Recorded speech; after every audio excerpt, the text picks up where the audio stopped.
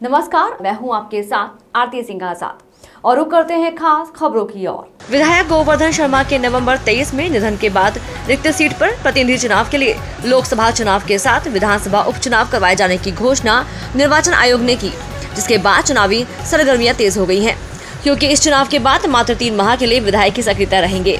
सितंबर में विधानसभा चुनाव की आचार संहिता लगाई जाएगी।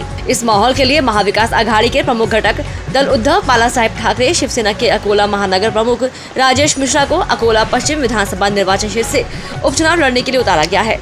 ऐसी जानकारी गुरुवार को आयोजित पत्रकार परिषद में आमदार नितिन देशमुख ने दी। आमदार नितिन देशमुख के अनुसार महाविकास आघाड़ी के घटक दल कांग्रेस को अकोला लोकसभा से प्रतिनिधित्व दिया जा रहा है, इसलिए अपना पश्चिम विधानसभा पर शिवसेना का दावा है। 25 वर्षापासून या शहरामध्ये आणि महानगरपालिकेमध्ये राजकारण करतो। लोकांचे जे विषय आहेत ते लोकांचा विषय घेऊन मी अनेक आंदोलन केलेले आहेत। त्यामध्ये काही विषय नाही आहे, फक्त विषय आहे की जे लहान जे प्रश्न होते ते महानगरपालिका माध्यमातून मी केलेला आहे। मागील 30 वर्ष या मतदारसंघामध्ये कोणताही विकास झाला नाही आणि हा मतदारसंघ मागे पडलेला आहे आणि याच्यासोबत हा जिल्हा पण मागे पडलेला आहे आणि देवा आपले जे लोक आहेत, जे मतदार आहेत, यांचा आशीर्वाद भेटला आणि 100% मी यांचा आशीर्वाद मी निवडून येणार आणि हे जे मोठे मोठे इथले प्रश्न आहेत ते विधानसभेमध्ये 100% मी तिथे मांडणार आहे।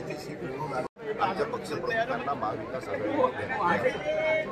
महाविकास आघाडीमधून काँग्रेसच्या वाटेवर ही जागा लोकसभेची ह्या ठिकाणी लोकसभेचा काँग्रेसचा उमेदवार विजयी करण्याच्या दृष्टिकोनातून ही उमेदवारी इथं असणं बंधनकारक आहे आणि लोकसभेचा उमेदवार निवडून आणण्यासाठीच ही उमेदवारी आम्ही निश्चित केली। महाविकास आघाडीचा उमेदवार इकडे जाहीर व्हायचा असताना पक्षाचा उमेदवार तुम्ही जाहीर केलेला आहे, ही एवढी घाई कशासाठी करणार? घाईचा प्रश्नच नाही आहे। 28 तारखेपासून फॉर्म भरणार आहे, उमेदवाराला प्रचार करणं, टाईम हा निवडणुकीचा कमी पिरियड असतो, त्यासाठी प्रचार करण्यासाठी लवकर उमेदवार करणं बंधनकारक आहे।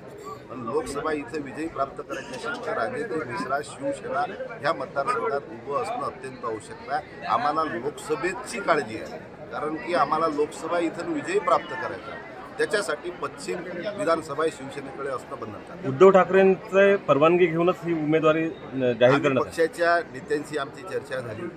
आम्ही पक्षाच्या नेत्यांना, महाविकास आघाडीच्या नेत्यांना सुद्धा की बॉय ह्या ठिकाणी लोकसभा जर शिवसेनेच्या वाटेला असती तर निश्चितपणे ह्या ठिकाणी पश्चिमला विधानसभा आम्हीच काँग्रेसला सोडली असती, परंतु ही लोकसभा काँग्रेसला गेली आणि काँग्रेस सातत्यानं काँग्रेसला भाजपचे 2.5 लाख हिंदुत्वाचे मतं तोडा लागतात तर काँग्रेस इथे विजयी प्राप्त होऊ शकते। ते मतदान शिवसेनाच या ठिकाणी करू शकते आणि निश्चितपणे ह्या ठिकाणी 2.5 लाख मतं हिंदुत्वाच्या विचाराचे भाजप सेनेच्या युतीतले 2.5 लाख मतं काँग्रेसच्या उमेदवाराला जातील, परंतु ते सोयीस्कररित्या आपल्याला केव्हा जाईल, ज्या ठिकाणी एक चांगला हिंदुत्वाचा विचाराचा चेहरा या पश्चिम शहरामध्ये असलं तर निश्चितपणे आपल्याला लोकसभेला विजय प्राप्त करण्यासाठी सोयीस्कर।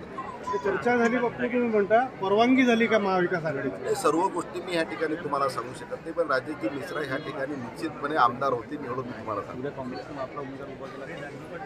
काँग्रेसची सीट महत्त्वाची आहे, ही पोटनिवडणूक आहे, ही 4 महिन्यासाठी आहे। 4 महिन्यासाठी कोणी निवडणूक लढण्याचा इच्छुक नसतो, कारण की सर्व गोष्टी निवडणुकीला लागतात, परंतु लोकसभा आपल्याला अत्यंत आम्हाला महत्त्वाची आहे, आमच्यासाठी लोकसभा महत्त्वाची आहे, त्याच्यासाठी राजेश मिश्रा आम्ही उभे करू।